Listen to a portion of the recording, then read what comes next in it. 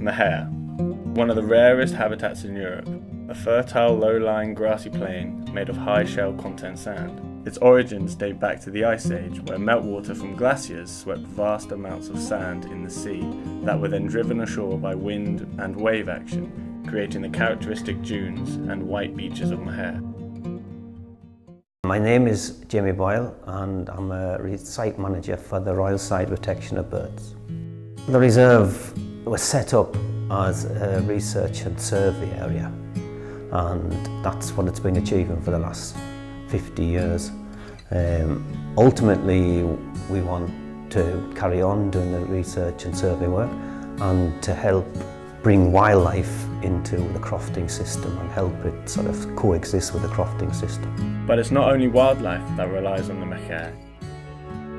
In fact, people living in the habitat have been using the fertile land to grow crops, and there's a grazing area for cattle and sheep. My name is Jeff Martin. I am the postmaster of Dalibra, and I am part-time crofter in Dalibra and photographer too. You got a house on a croft. You have to keep the croft alive. The system of crofting is quite complicated for someone like me who is not from here. There is a committee grazing on each township. So this is, we are linked to Dalibra, Common Grazing Committee, where it's us as crofter that we have to manage together the use of the common grazing. The Machair Life project was set up looking at crofting and looking at the problems that crofting have, particularly viability and changes from sort of traditional farming, and looking at the effects that was having, and it was sort of set up to try and mitigate against the effects of that and bring in system or a way the crofters could work the area roughly following traditional farming and enabling sort of them, to have a profitable business. There was various elements to Machair Life. We did a 4-year research and looking at the different techniques that are used in the Machair, because although it generally follows a sort of traditional form of farming, there's quite a few variations to that. It looked at these variations and to see which were the richest for wildlife, which were the easiest for crofters to do, and looked at machinery and the new machinery we could use. And it was great, and it also sort of highlighted the Machair as well. That brought more focus on the Machair, because it's a habitat that's not actually very widely known. The old-fashioned way of crofting is totally benefit for the wildlife.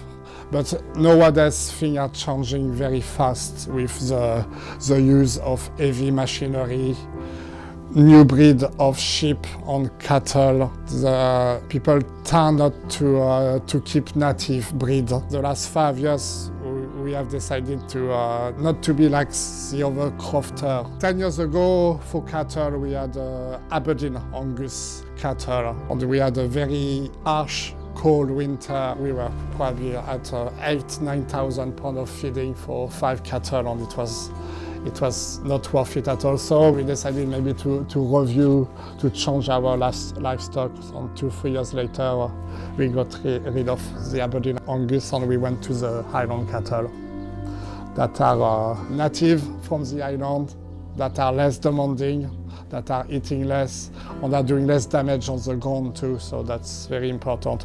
And for sheep, I think this is the last year that we are going to have the white sheep here. In September we decided to buy a small flock of Hebrides black sheep. They are from there, so they can cope any type of weather.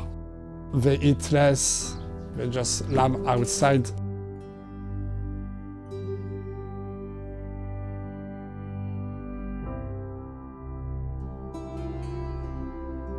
The Machair, it's a very interesting place to see on a daily basis, because it changes all the time.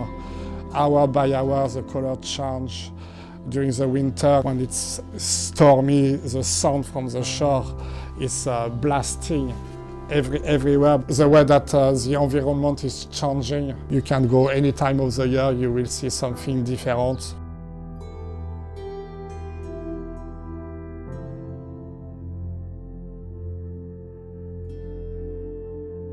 All habitats are important, but the machair is a very rare habitat. It's only found in sort of Scotland. It's an unusual habitat because it's rich, it's shell sand sort of blown across underlying grass. But it's also, it's not just the machair, it's the system that comes with it, the crofting system that survives with it. And it's an incredibly rich area for wildlife. It's a really beautiful area. It's got great potential for tourism and to show that, you know, wildlife's a natural asset to these islands. The machairs are incredibly important to these islands. If sea levels rose, it's a huge problem. Obviously, most of the machairs are just about 2 metres above sea level. So a slight change in sea level rises and more stormy weather's coming from the west and places like that, you know, could have a huge influence on what happens out here. It is so fertile that the flora of the area can include up to 45 species in any metre square. This peculiar habitat is home to different wildlife species, which rely entirely on it for their survival. The crowded beaches host redshanks, oystercatchers, and sandlings. The inhabitants of the rich grasslands can vary from small invertebrates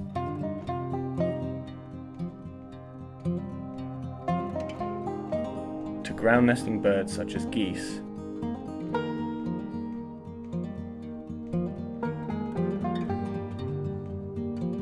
and the endangered lapwing.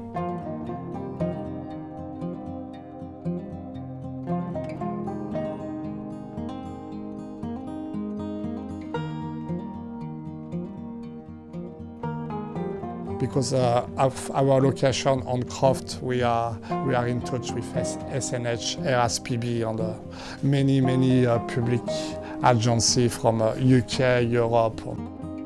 The survey and research work is ongoing, and we're constantly changing and developing around the sort of crofting system to see if there's ways that we can work with the crofters.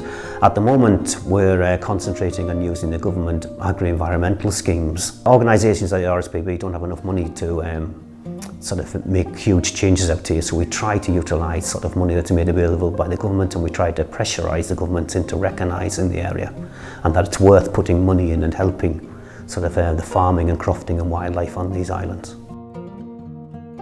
Machair, a unique habitat that we must protect, a field of hope.